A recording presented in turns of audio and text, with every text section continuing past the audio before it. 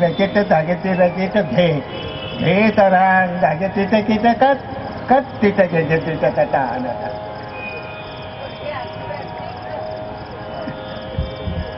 प्रत्येक ओळीचा जो शेवटचा शब्द आहे तो दुसऱ्या ओळीचा पहिला शब्द. हा, सुरुवात त्याची. अर्थ दोन्हीचे भिन्न, त्या ओळीनुसार भिन्न असले तरी तो शब्द लागू होतो, हे महत्वाचं आहे.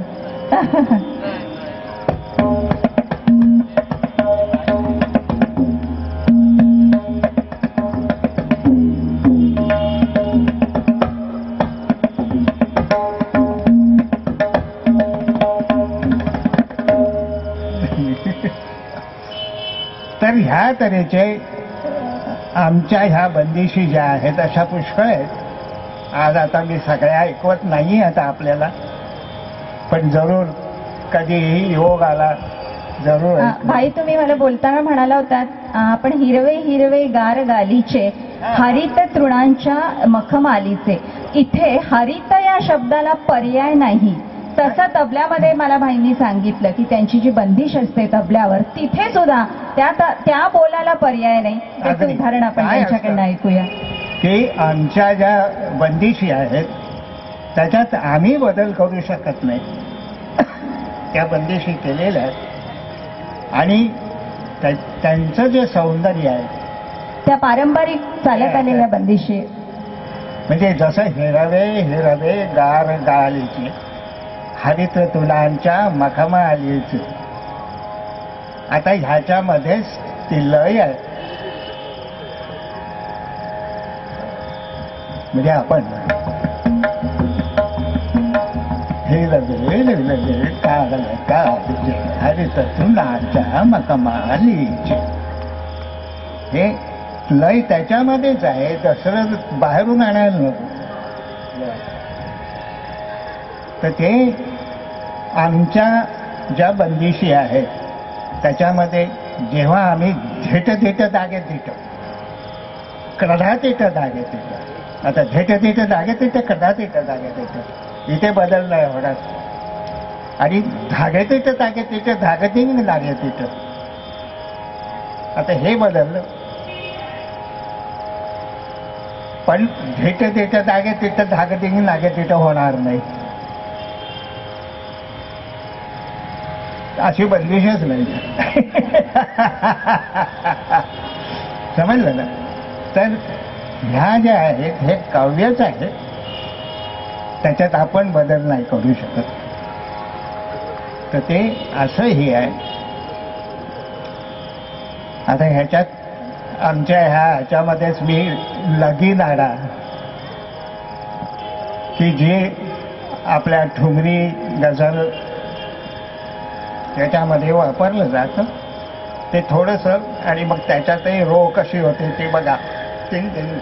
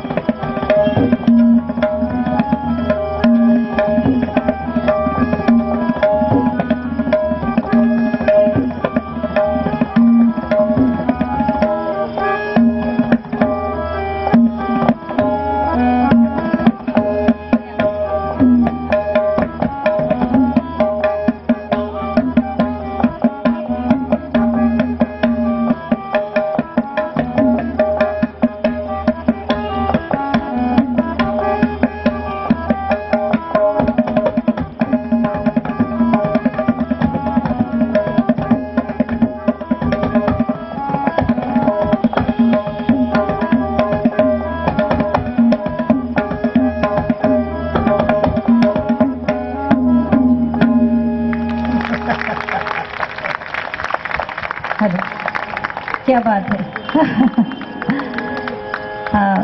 खरोखर या वयामध्ये असं जोरकसपणे तबला वाजवणं आणि त्या बोलात त्या स्वराची आस असणं हे जास्त महत्वाचं आहे.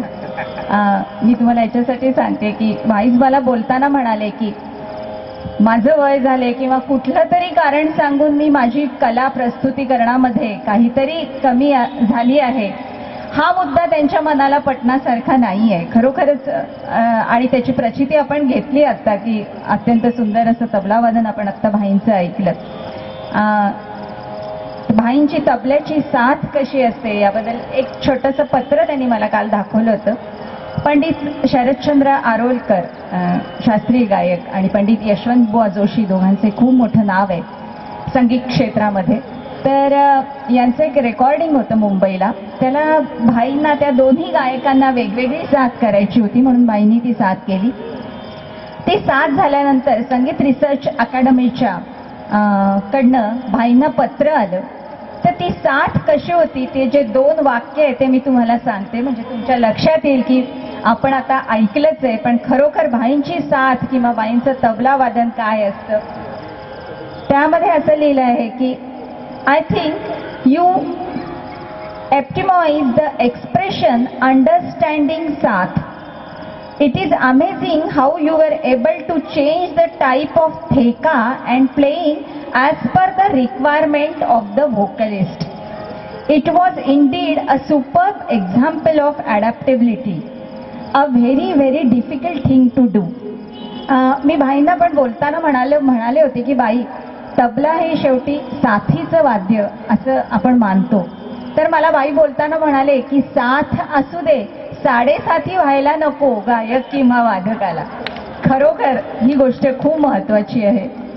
तर मला असं वाटतं आपण सगळ्या विकासवासियांनी आज मी मगाशी आपल्याला सगळ्यांना बोलले तसं ज्येष्ठ नागरिकांच्या पुढाकारामुळे आणि आजच्या या खूप चांगल्या दिवशी भाईंचं तालसंगीत ऐकायचा योग आपल्या सगळ्यांना आज इथे आला.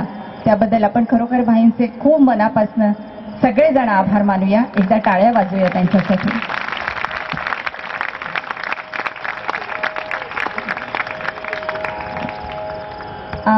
काही बोलायचं काही सांगायचंय आपल्याला ज्येष्ठ नागरिकांच्या वतीने यापुढे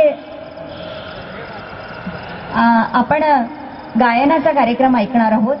आपल्याच विकास कॉम्प्लेक्समधले श्रीयुत वाळिंबे हे आपल्याला